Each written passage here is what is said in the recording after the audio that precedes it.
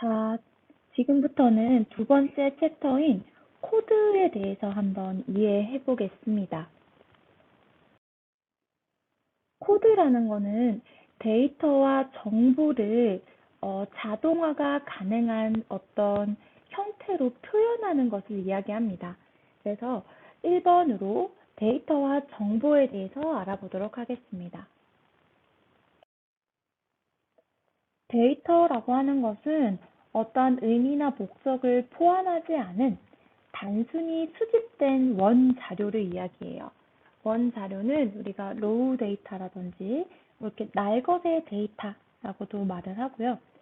정보라는 것은 그러한 데이터들이 어떠한 의도나 목적이 맞게 그렇게 분석되거나 가공되어서 어떤 미닝을, 의미를 표현할 수 있을 때부터 우리는 정보, information이라고 합니다. 자, 예를 들어서 우리 3학년 학생들의 키를 다 수집을 해서 엑셀에 넣었단 말이죠. 그래서 뭐 150 몇부터 160 몇, 170 몇, 180 몇, 190 몇도 있을 수 있나요? 그래서 190 몇도 만약에 넣어서 엑셀에 표를 이렇게 숫자를 한 줄로 뚜루룩 넣었어요. 이것이 의미하는 바는 아무도 알 수가 없겠죠. 그냥 숫자들만 나열되어 있으니까. 이런 경우에 이것은 그냥 데이터입니다. 로우 데이터죠. 하지만 이러한 데이터의 평균을 구한다고 해봅시다. 그래서 평균을 구했더니 뭐 한 160 몇이 나왔어요. 자, 그러면 호서대학교 간호학과 학생들의 3학년 학생의 키의 평균은 160 몇이구나 라는 어떤 의미를 가지게 된다는 거죠. 또 하나, 누군가가 키에서 넘어서서 이제 몸무게라는 정보를 수집을 했습니다. 그러면 40 몇 킬로부터 뚱뚱뚱뚱 가서 100 몇 킬로까지 있을 수 있겠죠. 그래서 그런 정보를 같이 수집하면서 자, 우리 뭐 할 것 같아요? 몸무게 나누기 키를 미터 단위로 해서 2번 나누면 무엇이 되죠?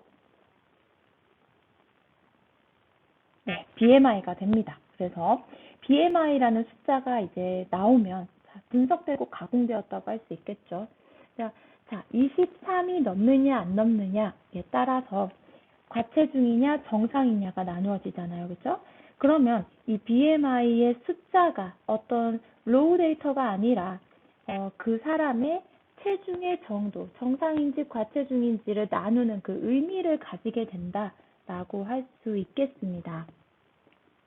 또 하나 새로운 예를 들자면, 우리가 뭐 요즘에 이렇게 핸드폰을 들고 다니거나 이렇게 시계 형태의 웨어러블을 차고 걸어 다니면 GPS로 우리의 위치라든지 걸음 속도, 심박수 이런 것들이 측정이 되는데 그 하나하나가 그냥 데이터로 있을 때는 그냥 그 사람이 거기에 있다. 그 다음에 속도가 어떻다, 심박수가 어떻다 자체는 큰 의미를 가질 수 없게 되겠지만 이 사람이 어느 거리를 얼만큼 시간을 소요해서 걸어갔고 그러면 심박수가 어떻게 바뀌었느냐 이런 것들을 우리가 분석을 하면 이분의 건강 상태를 예측할 수 있게 된단 말이에요. 즉 데이터를 기반으로 정보를 획득할 수 있게 되는 겁니다. 그래서 여러분들이 아마 자 오른쪽 하단을 보세요. 빅데이터와 기계학습이라는 것을 아마 배워보셨을 거예요. 아니죠. 배웠다기보단 들어봤을 거예요. 자, 데이터라는 게요. 예전에는 서면으로, 그러니까 종이로 수집이 된다거나 하였기 때문에 그 수집 속도가 굉장히 늦었습니다. 하지만 지금은 스마트폰이라든지 이제 웹상에 구현되어 있는 정보를 구글에 있는 크롤링, 이제 긁어오는 로봇이 24시간 긁어오거든요. 그 정보를. 그렇기 때문에 데이터의 사이즈가 매우 커졌습니다. 그래서 빅데이터라는 개념이 생겨났고 데이터가 있으면 우리가 무엇을 할 수 있죠? 정보를 만들 수 있습니다. 자, 정보를 만드는 그 알고리즘을 정보가 많기 때문에 그 알고리즘을 더욱 똑똑하게 해서 정보를 찾아내는 패턴을 만들어내도록 기계를 학습시키는 것이 바로 기계학습이라고 할 수 있어요. 즉, 데이터가 많이 있기 때문에 그 데이터를 기반으로 기계를 똑똑하게 학습시키는 것, 그것이 바로 기계학습입니다.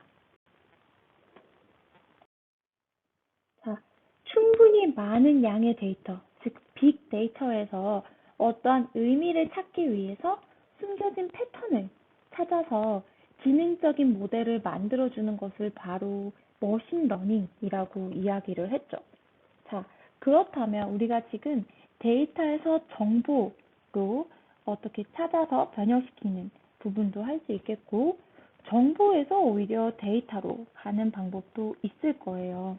자, 왜냐면 인간의 경우에는 사실 데이터보다도 정보에 훨씬 강해요.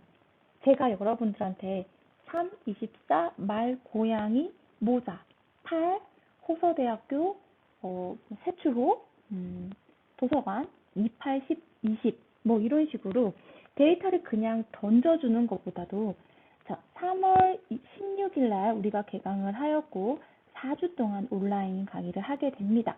하여서 간호연구와 인공지능, 성인건강 간호학 3와 같은 경우에는 4주 동안 온라인 수업이 가능하고 뭐 이런 식으로 여러분들한테 어떤 의미가 있는 정보를 이야기해주는 것이 여러분들이 훨씬 잘 기억할 수 있고 그 정보를 다루는 것에 더욱 친숙하다는 것을 의미하죠. 하지만 이제 인간이 이해하는 정보를 컴퓨터에게 학습을 시켜야만 이제 인간의 지능을 대신할 수 있잖아요. 그렇기 때문에 정보 또한 데이터로 디지털화 되어야 한다는 거죠. 그렇죠? 그래서 정리하자면 데이터로 수집된 컴퓨터가 수집한 그런 데이터를 정보로 만들어낼 수도 있지만 이미 있는 정보를 데이터로 디지털화해서 컴퓨터가 그것을 계산하고 처리할 수 있도록 그런 형태로 만들어줄 수가 있는 것이죠. 자, 그럼 여기서 한 가지 흥미로운 것은 제가 데이터는 어떤 의미가 있기 전의 이야기라고 했고 정보는 가공이나 분석을 통해서 어떤 미닝을 가지는 것이라고 했어요. 그런데 그 판단이 절대적일 수 있을까요? 예를 들어서 똑같은 정보라고 하더라도 누군가에게는 아직 의미가 없는 데이터이고 누군가에게는 의미 있는 정보가 될 수 있는 것이죠. 그래서 사실은 데이터와 정보가 이제 일반적으로 조금 나누어지는 개념이긴 하지만 하나의 숫자, 하나의 뭐 텍스트를 가지고 이게 데이터다, 정보다 모두의 관점에서 절대화할 수는 없다는 거죠. 즉, 같은 자료라 하더라도 어떤 사람에게는 그것이 아직은 의미를 가지지 않은 데이터고 어떤 사람에게는 굉장히 의미 있는 데이터가 될 수가 있습니다. 데이터를 정보로 가공하는 것을 말로 설명했었는데 그림을 보면 다음과 같죠. 이제 키, 몸무게 같은 것들이 이제 가공이 되어서 계산이 되어서 정보, BMI나 이런 것들로 정보가 되면 이제 비만임으로 식이요법을 시작해야 한다라는 어떤 판단을 하게 되면서 정보적 가치를 지니게 되는 그런 예시를 보여주고 있는 슬라이드입니다. 반대로 정보에서 데이터로 만들기 위해서는 사람이 하는 인지 작업을 컴퓨터에서 자동으로 대신 처리하게 하기 위해서 사용하는 정보를 디지털 데이터로 코드화시키는 작업이 필요하고 이러한 작업을 프로그램으로 만들어야 한다라는 것이 우리의 필요 조건이죠. 정보에서 데이터로 만들기 위해서. 두 번째로 디지털 코드에 대해서 한번 배워볼게요. 저는 이 단어만으로도 막 설레이네요. 저는 왠지 그 막 공대적인 이런 코드, 막 프로그래밍 언어를 컴퓨터 앞에서 딱 하는 그런 내 자신의 모습이 너무 멋있어서 그래서 정보학을 전공을 했고 그래도 막 괜히 쉽게 돌아갈 수 있는 길임에도 불구하고 컴퓨터 프로그래밍 언어를 사용해서 막 해보려고 하고 막 그랬었거든요. 그래서 저에게 매우 설레이는 단어입니다. 디지털 코드. 자, 배워보도록 하겠습니다. 시작은 인간으로부터 시작이 됐겠죠. 어, 예전에는 혼자서 어떤 의미와 생각을 하다가 여러 사람들이 이렇게 만나게 되면서 기호와 문자라는 것을 이렇게 만들게 된 거죠. 무엇을 위해서? 기록하고 전달하고 작업하고 협업하기 위해서 이제 문자를 만들었는데 이제 나아가서 인간 외에 컴퓨터와 소통하기 위해서 어떤 게 필요하나요? 저희 디지털 코드가 필요하다고 했죠. 그러니까 인간이 생각하는 것을 컴퓨터와 소통하기 위한 것이 바로 디지털 코드입니다. 자, 그러면 이쪽으로 와보세요. 중간 글자 여기. 그러면 인간이 생각하는 의미를 어떻게 디지털 코드화해야 컴퓨터가 처리할 수 있을까? 자, 여기에서부터 시작한 거죠. 어떻게 하면 될까? 그래서 문자, 숫자, 나아가서 소리, 영상, 이런 것들까지 우리가 디지털 데이터로 변환할 필요가 있겠다라는 것에서 이제 디지털 코드라는 필요성이 대두되게 된 것입니다. 자, 그래서 디지털이라고 한다면 넓은 의미에서는 유한계의 기호로 표현될 수 있는 것이라고 얘기합니다. 이산기호라는 건 이제 별개의 기존에 있던 우리의 언어와 다른 어떤 기호들로 표현이 되는데 좁은 의미의 디지털, 우리가 오늘 배울 이 좁은 의미의 디지털에서는 0과 1, 이진기호, 두 개, 0, 1, 두 개의 기호로 표현되는 것을 우리가 좁은 의미의 디지털이라고 하고요. 자, 이 이진 데이터라는 것은 무엇을 위함이냐? 컴퓨터에서 효율적으로 처리, 가공, 전달, 기록될 수 있다는 것을 의미합니다. 자, 정리하면 우리가 컴퓨터에서 효율적으로 처리하고 전달하고 기록되기 위해서는 세상에 쓰는 언어라든지 우리의 한글이라든지 영어, 숫자 이런 기호가 아닌 0과 1로 되어야 하는구나 라는 것을 알 수 있습니다. 그래서 코드는 문자, 단어, 말, 이미지, 우리의 움직임, 동작 같은 것들을 어떻게 전달하는 그런 시스템이라고 할 수 있는데요. 이것은 규칙적이어야겠죠. 누군가는 0과 1을 쓰고 누군가는 2와 3을 쓰고 이런다면 그것이 서로 의미를 전달하거나 소통하기가 쉽지 않겠죠. 그래서 이것은 우리가 코드는 약속 시스템이라고도 합니다. 자, 여기에서 두 가지 용어가 나오는데 이 용어는 중요합니다, 여러분. 코드의 표현력이라는 것은 이 정보를 내가 전달하고자 하는 그 의미, 말, 이미지를 얼마나 정확하게 표현하느냐라는 것이 바로 표현력이라고 할 수 있겠고요. 그 다음에 코드의 효율성이라는 것은 작은 양의 코드로 얼마나 빠르게 정리할 수 있느냐, 처리할 수 있느냐라는 것입니다. 자, 적은 영, 우리가 데이터를 조금 사용하고 굉장히 빠르고 정확하게 하는 것이 중요하겠죠. 하지만 이 두 가지는 슬프게도 모순적인 관계입니다. 예를 들어서 양을 작게 빠르게 전달하고자 한다면 그 정확도가 떨어지는 것이고 정확도를 높이기 위해서는 코드의 양을 많고 그 다음에 그 속도가 느려질 수밖에 없는 것이죠. 자, 그러면 디지털이라는 단어의 어원은 무엇일까요? 바로 디짓이라는 이 단어에서 왔는데요. 사전에 찾아보면 디짓은 손가락 발가락이에요. 아마 손가락 발가락에서 뭔가 숫자를 세면서 이게 시작된 게 디지털인 것 같아요. 자, 우리 10개의 손가락이 있습니다. 자, 여러분 오른손 왼손 다 펴보세요. 자, 몇 개입니까? 네, 대부분 10개일 거예요. 자, 우리가 10개의 숫자를 우리 두 손바닥으로 표현할 수 있단 말이에요. 자, 이럴 때 몇 진법이라고 하나요? 여기 아래에 써있죠. 10진법이라고 합니다. 자, 하지만 우리가 한 손에 만약에 스마트폰을 들고 있다. 만약에 다른 한 손, 왼손밖에 쓸 수 없다. 자, 이 왼손으로 나타낼 수 있는 숫자의 가지수는 만약에 자, 5개란 말입니다. 그래서 이럴 때 몇 진법? 5진법이라고 합니다. 근데 이제 오른손으로도 5개를 사용할 수 있고 왼손으로도 5개를 사용할 수 있어요. 그러면 우리가 오른손, 왼손을 사용해서 표현할 수 있는 숫자, 그러니까 그 경우의 수는 몇 개가 될까요? 아마 고등학교 때 배웠을 거예요. 경우의 수, 그렇죠?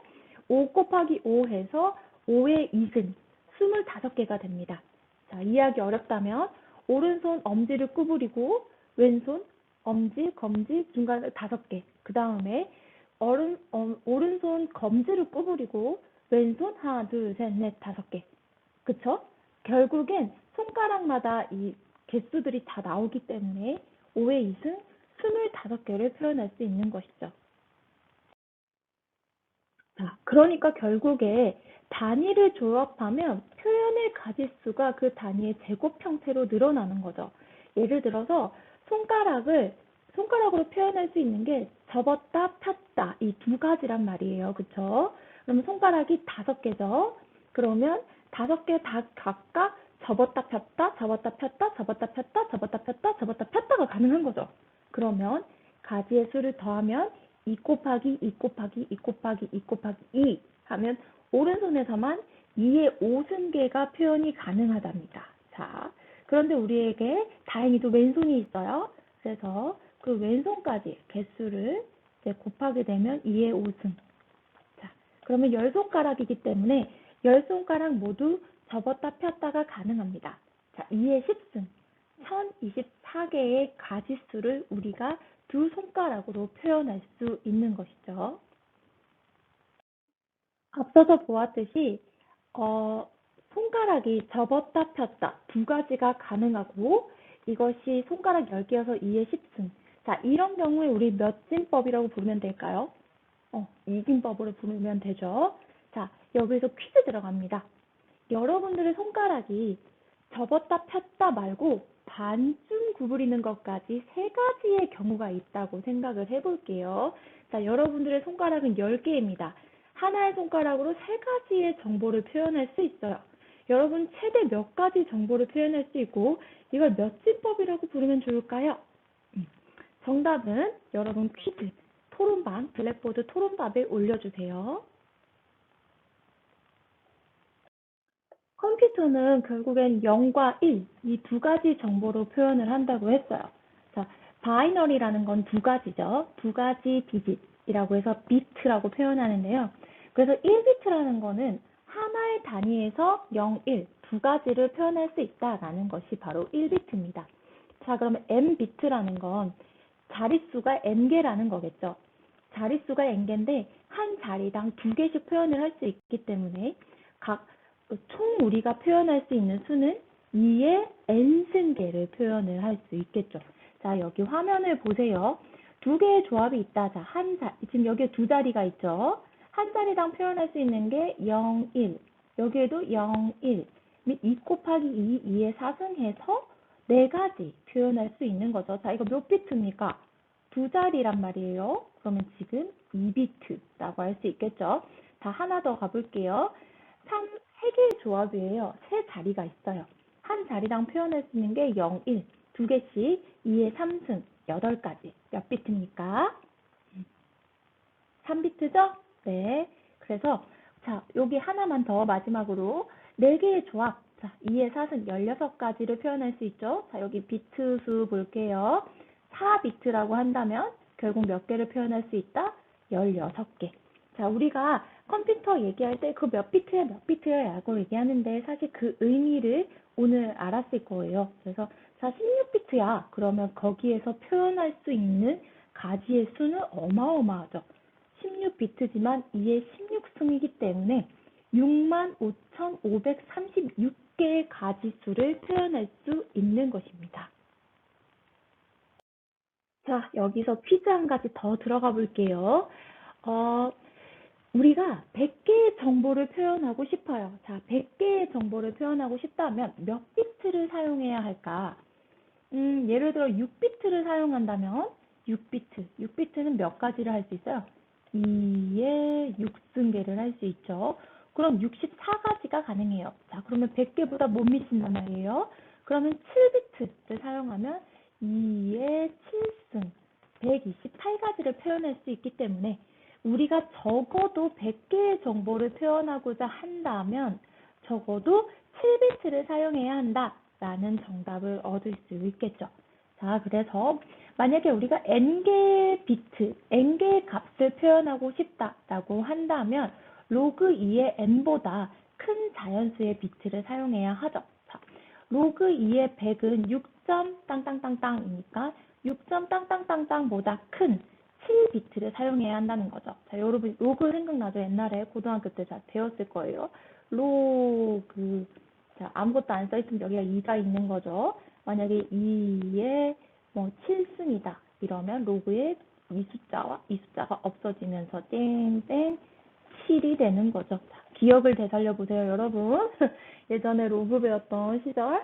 그래서 n개의 값을 표현하고 싶다. 그러면 로그 2 여기에 n보다 큰 자연수의 비트를 선택하면 된다라는 것입니다. 여러분 생각해보니 로그에서 2를 생략하는 게 아니라 상용 로그일 때 10을 생략하는 거였네요. 어쨌든 자, 인코딩이랑 디코딩이라는 말 많이 들었을 거예요. 자, 인코딩이라는 말은요. 약속표에 따라서 여기 중간에 두 번째 줄 보세요. 세 번째 줄. 약속표에 따라서 정보를 인코딩해서 코드화시킨다. 코드로 들어간다 했을 때 인코딩이고, 자, 반대로 이 코드를 풀어내는 디코딩. 코드를 풀어낼 때 디코딩이라고 합니다. 자, 예를 들어서 나는 믿습니다 라는 텍스트를 0과 1로 이렇게 코드화시키는 이 방향을 바로 인코딩. 자, 0과 1로 있는 이것을 나는 믿습니다로 해석해서 풀어내는 과정을 바로 디코딩이라고 합니다. 여기 한번 생각해 볼 수 있을 것 같아요. 자, 레이싱 같은 데 갔을 때 깃발로 무언가 의사소통을 하는데, 자, 이분이 두 개의 깃발을 가지고 있단 말이에요. 두 손에. 그런데 이분이 지금 제가 보니까 한 손으로 표현할 수 있는 게 아래 45도, 90도, 이렇게 해서, 자, 하나, 둘, 셋, 넷, 다섯 개를 한 손으로 표현할 수 있을 것 같아요. 자, 각각 몇 개를 표현할 수 있을까요? 두 개의 깃발로. 저는 처음에 5 곱하기 5 해서 25개라고 생각했단 말이에요. 그런데 이거를 발견하게 됐어요. 이분이 지금 오른손을 왼손으로 넘기기 시작했습니다.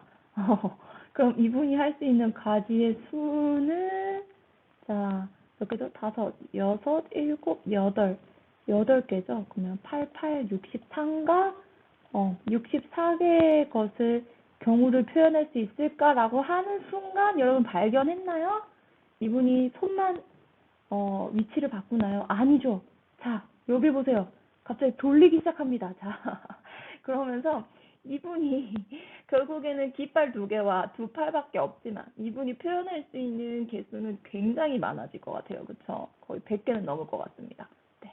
그래서 이렇게 재밌는 이야기를 한번 해봤고요.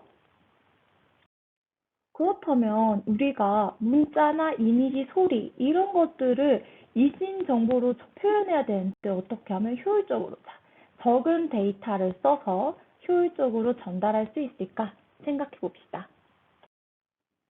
여러분, 이것은 인정을 해야 돼요. 자, 인간이 생각하는 어떤 의미라든지 의미, 느낌 이런 것들을 모두 0과 1로 표현하기에는 아직은 한계가 있어요. 그래서 여기 첫 번째 줄에 써 있습니다. 일부의 의미를 잃어버리게 된다는 것은 어느 정도 인정을 해야 돼요. 하지만 우리가 노력하는 것은 손실을 최소화하면서 효율적으로 변환하는 것이 중요하다라는 것이죠. 자, 예를 들어서 나의 성적 평균은 86.489이 땡땡땡땡땡이야. 하지만 우리가 100가지 점수로만 표현해야 돼. 자, 1부터 100까지밖에 없어요. 그러면 우리는 그냥 86점이야 라는 것을 이야기하게 되고, 그러면 뒤에 .4892라는 정보를 잃어버리죠. 자, 이것이 바로 손실입니다. 하지만 이것을 그나마 이진 숫자로 표현해서 편리하게 한번 86이라는 수를 표현할 수 없을까라는 것이 우리가 최대한 할 수 있는 고민이라는 거죠. 여러분들이 워드나 한글을 쓰면서 아마 이런 단어 봤을 것 같아요. 아스키 코드. 아스키 코드라는 거는요, 영어의 대소문자 52개, 숫자, 기호, 특수문자, 이 128개에 대해서 이진 표현으로 정의를 해놓은 거예요. 자, 정의한다는 거, 약속한다는 거 왜 그렇다고 했죠? 혼자 쓰면 의미가 없죠. 서로 소통하고 공유하기 위해서 약속, 정의를 해야 합니다. 자, 128개를 표현하려면 우리 몇 개 해야 될까? 128개. 따다다다다다. 2의 7승이 128이죠. 그럼 우린 적어도 7비트, 로그 2의 7 해서 7비트 이상을 써야 되는데 혹시 다른 목적으로 사용할 수도 있기 때문에 지금 여기에서 여유롭게 8비트를 사용하고 있습니다. 어떻게? 여기에는 그림 보세요. 상위 비트와 하위 비트로 나누어서 자, 8진법인 8비트인데 그래도 자리는 지금 7자리네요. 그쵸? 여기에 지금 가로 안에 무언가 혹시 다른 목적으로 쓰였을 때 사용되는 거 말고는 7자리로 사용이 되고 있어요. 상위 비트 3자리, 하위 비트 4자리 해서 사용되고 있고요. 대문자 A 같은 경우에는 상위 비트 100, 하위 비트 0001로 한다면 우리가 대문자 A구나 라고 할 수 있는 거죠. 자, 오른쪽 하단에 보세요. 아스키 코드에서는요. A라는 대문자는요. 이렇게 나타내요. 100001이라고 한다면 우리가 컴퓨터는 요 단어를 보고 인간에게 컴퓨터 화면에 나타나는 건 A라고 나타난다는 것이죠. 아마 한글에서 특수문자 넣을 때 유니코드라는 거 발견했을 거예요. 유니코드는요, 언어의 문자들을 다 표시하는 거예요. 아까 아스키 코드는 영어 대문자, 숫자, 특수문자였는데 유니코드는요, 다양한 언어를 다 표현해요. 자, 한글도 표현됩니다. 그래서 아스키 코드 같은 경우에 자, 이쪽 보세요. 왼쪽 하단. 자, 8비트였지만 7비트만 사용했죠? 그래서 128가지를 사용했는데 유니코드 자, 무려 16비트입니다. 네, 6만 가지 이상을 표현할 수 있어요. 그러다 보니까 자, 우측 하단 여기 캡처된 화면 있죠? 보면요. 우리가 거의 사용하지 않는 문자까지 포함해요. 개수가 많으니까 뭐 꼭 사용하지 않는 것까지 포함이 가능한 것이죠. 그래서 허프만 코딩에 대해서 이걸 만든 사람은 어떤 생각을 했냐면 너무 비효율적이야. 이렇게까지 6만 가지 이상을 만들어봤자 사용하는 건 몇 가지 없는데 빈도수에 따라서 코드의 길이를 다르게 생성하면 어떨까? 조금 효율적으로. 그래서 자주 사용되는 문자는 작은 길이의 비트로 표현해야지 많이 담을 수 있겠죠? 같은 저장 공간에. 그쵸? 그렇게 하면 어떨까? 예를 들어서 여기에서 지금 코리안이 나와 있어요. 지금 한국 사람들에 대해서 출연 빈도수가 이렇게. 네, 지금 여기에서 5가 지금 출연 빈도수가 가장 많죠. 이건 예를 들어 이런 거죠.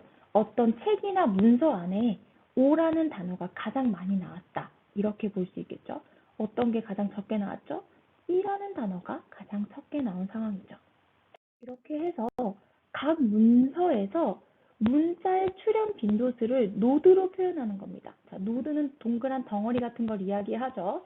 자, E는 50번 나왔으니까 50동그라미, A는 70번 나왔으니까 70동그라미, 이런 식으로 N은 15번 나왔으니까 15동그라미 이렇게 표현을 한 다음에 가장 출현 빈도가 적은 노드 2개를 연결하는 거죠. 자, 여기 보면 E랑 A가 가장 적게 출현을 했어요. 그래서 오른쪽 상단을 보세요. 이 두 개를 연결하는 거죠. 50 더하기 15, 65, 65. 자, 그 다음에 적게 나온 게 지금 뭐죠? A라는 숫자입니다. 자, A라는 단어예요. 그래서 65와 A의 출현 빈도를 더해서 135. 이런 식으로 이 다음 적은 것들과 연결해서 마지막으로 오른쪽 하단에 이 트리가 나올 수 있도록 하는 거죠. 그래서 가장 마지막에는 165라는 숫자가 나왔습니다. 그래서 오른쪽 상단의 그림을 보세요. 이 트리를 반으로 나누었을 때 왼쪽으로 가는 건 다 0, 오른쪽으로 가는 가지는 다 1을 준 거죠. 자, 여기에서 또 나뉘면 0, 1, 0, 1 이런 식으로 주면 자, R은 어떤 걸 가지게 되나요? R은 0, 0, 0을 가지게 되겠죠. N은 1, 0, 1, 1을 가지게 되고, 그쵸? 이렇게 S는 1, 1, S는 1, 1을 가지게 되죠. 이런 식으로 하프만 코드를 반영을 하면 실질적으로 비트 수가 준다는 거죠. 어떻게 줄까요? ASCII 코드는요. 자, 여기 출현 비수를 다 더하면 615번을 분장을 하는데 하나의 단어당 다 8비트예요. 그러면 615 곱하기 8 하면 4900비트라는 게 필요합니다. 하지만 하프만 코드는요. 많이 나오는 아이 같은 경우에 누가 제일 많이 나왔죠? 자, 5가 가장 많이 나왔죠. 5라는 아이의 비트가 8비트가 아니라 ASCII 코드 같은 경우에는 8비트일 텐데 하프만 코드 같은 경우에는 2비트가 된 거죠. 그래서 이 140 곱하기 2 더하기 100 곱하기 3 이런 식으로 해서 빈도가 많은 아이들의 그 비트 수가 줄어버렸기 때문에 총합 자체가 비트가 줄어들어서 이것이 더 하프만 코드의 비트가 훨씬 크기가 감소했다라고 볼 수 있는 것입니다. 하프만 코드를 한번 해볼 수 있는 그런 툴이 있어요, 여러분. 그래서 제가 한번 시범으로 돌려보았는데요. 자, 우리 치얼업 호서 널싱 3학년 이렇게 해서 제가 텍스트를 넣고 빌딩 트리를 해봤어요. 자, 이 단어에서 가장 많이 표현이 되는 단어가 무엇이며 가장 작게 표현이 되는 그 텍스트가 무엇인가에 따라서 얘가 작은 애들끼리 뭉쳐서 지금 만들고 있어요. 보이시죠? 또 2랑 또 이렇게 묶고 한번 보시면 되게 재밌어요. 그리고 여러분도 여기에 웹사이트에 들어가면 여러분이 원하는 텍스트를 넣고 트리, 하프만 트리를 만들 수 있습니다. 자, 8이랑 8 합쳐져야겠죠? 그 다음에 마지막으로 이렇게 짠 합쳐지면 이렇게 트리가 완성이 되었습니다. 그 트리가 완성되면 자, 예를 들어서 여기 아마 S 같은데 크게 작지 않지만 자, 반을 나누어서 얘들은 0으로 가고 얘는 1로 간댔죠? 1, 1, 1. S라는 단어는 코드가 111이 돼버리는 거죠. 그쵸? 여기 트리가 많을수록 작게, 빈도가 작게 나왔다는 것이니까 0, 1, 0, 0, 0 해서 여기는 4자리가 나오겠네요. 그래서 빈도가 많은 S는 2번 나와서 나름 지금 3자리가 나온 거고 지금 이거는 지금 숫자 잘 안 보이는데 아마 3인 것 같아요. 3은 한 번밖에 여기에서 언급되지 않았죠. 치얼업 호서 널싱 서비스라고 해서 한 번밖에 나오지 않았기 때문에 4자리가 되는 거죠. 그러면 코드 자체의 크기가 얘가 더 작아지겠죠? 이런 식으로 효율성을 강조하는 코드가 바로 하프만 코드입니다. 자, 이미지도 크게 다르지 않습니다. 이미지도 보면요. 여기 예쁜 고양이가 있지만 하나하나 쪼개서 보면 하나하나의 단위, 이 픽셀에서 그 칸에서 디지털화 되어 있습니다. 여기 A번 토마토 같은 경우에는요. 하나의 픽셀이 0 아니면 1로 색상과 밝기의 정보를 표현하고 있어요. 자, 그러면 이게 0 아니면 1이니까, 그쵸? 두 개를 표현할 수 있죠? 2의 1승. 자, 1비트로 구성이 되어 있단 말이에요. 자, 우리가 비트를 올리면 표현할 수 있는 숫자가 굉장히 커지겠죠. 자, 예를 들어서 8비트로 했다. 그러면 2의 8승. 자, 몇 개입니까? 256개의 숫자를 표현할 수 있어요. 그럼 0부터 255겠죠.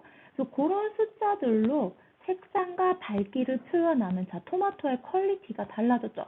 그래서 표현을 한 칸을 표현할 수 있는 가지의 밝기와 색상의 가지수가 늘어났기 때문에 우리가 보이는 토마토가 훨씬 더 현실에 가까워졌다고 볼 수 있습니다. 모든 컴퓨터와 로봇은요, 인간의 신체를 따라서 만드는 것이 대부분의 그 시초인데요. 컴퓨터에서 색깔을 표현하는 것도 우리 인간의 망막세포를 표현하면서 시작이 되었습니다. 인간의 망막세포도요, 빨간색, 초록색, 파란색, 레드, 그린, 블루, 그래서 RGB라고 표현을 하는데요. 이거에 대해서, 자, 레드에 대해서 팔진법, 초록에 대해서 팔진법, 파랑에 대해서 팔진법을 표현한다면 2의 8승 곱하기 여기 숫자 보세요. 2의 8승 곱하기 2의 8승 곱하기 2의 8승 이렇게 되면서 어마어마하게 많은 색상을 표현할 수 있는 거죠. 자, 여러분 PPT나 워드 쓰면서 다음과 같은 창들을 많이 보았을 거예요. 그래서 우리가 이미지 화질을 이야기할 때 화소와 해상도를 많이 이야기하는데요. 화소라는 것은 하나의 이미지를 표현하는 데 사용된 픽셀의 개수예요. 그러니까 얼마나 많이 쪼개져 있냐, 단위가 쪼개져 있냐라는 것이고, 자, 해상도라는 것은 동일한 면적 안에 픽셀이 몇 개를 보여줄 수 있느냐. 자, 비슷한 이야기지만 화소는 면적에 상관없이 픽셀의 개수를 얘기하고 해상도는 동일한 면적 안에서 몇 개의 픽셀이 있는지를 보여주는 겁니다. 그러니까 해상도가 높을수록 선명한 거겠죠. 그래서 자, 이쪽 그림 누가 봐도 지금 화소와 해상도가 낮습니다. 자, 가장 선명한 이 그림에서 지금 화소와 해상도가 가장 높다고 할 수 있겠죠. 음성도 마찬가지죠. 소리라는 거는 이 음파의 진동이잖아요. 그래서 아날로그 신호를 일정한 간격으로 나누어서 분리시키고 그것을 정해진 정수로 해서 이진 신호로 변환해서 저장하는 것. 자, 모든 이미지, 음성, 텍스트 모두 이진 기호나 8진법 여러 가지가 있겠지만 이런 숫자로 변환해서 저장하는 것이 바로 컴퓨터